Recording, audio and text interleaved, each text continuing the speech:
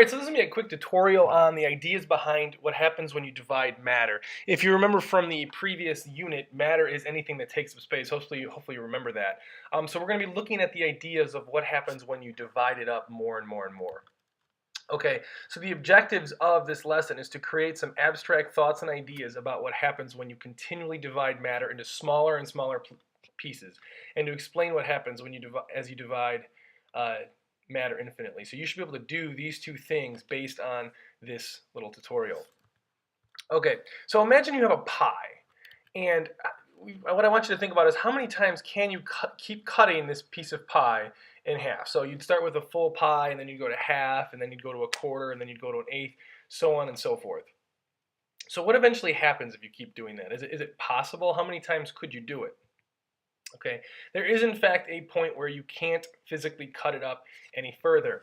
And why does this point exist? This is kind of the ideas I wanted you to kind of start thinking about, was why can't you just keep dividing up matter more and more?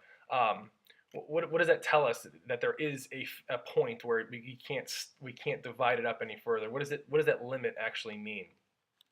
Okay, for centuries, scientists or thinkers, for that matter, before there was science was an idea, have fascinated with the study of matter. Their constant search for finding the smallest part of matter or smallest part of an object led to the discovery of what you guys have probably heard of already, is atoms. Okay, the root word for the word atom is actually Greek for meaning indivisible, meaning you can't divide it any further, which is what we were talking about with this pie right here.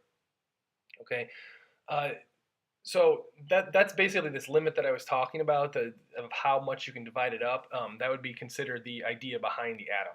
Now, to explain this kind of mathematically, I made this little table here where it shows the number of divisions and the mass of a substance. So you could say that mass is pi if you want. It really doesn't matter, although it's a 1 gram pie to start with. So it's a really small pie.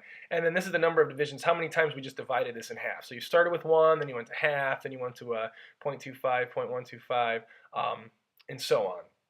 Okay, and to kind of show this data a little bit easier, I made a little graph here that kind of shows it starts as 1, and then it kind of exponentially decays here. It's not just some linear, negative slope line. It actually decays pretty fast, and you can kind of see there's some limit that it eventually reaches. Some point where it doesn't look like it's going down any further, and you can see with the data it is actually going down, but it's going to some certain point. So basically the question I want you to start thinking about is, what number does the mass of the substance get closer and closer to as the number of divisions increases? So this number of divisions increases, what number is this getting closer and closer to?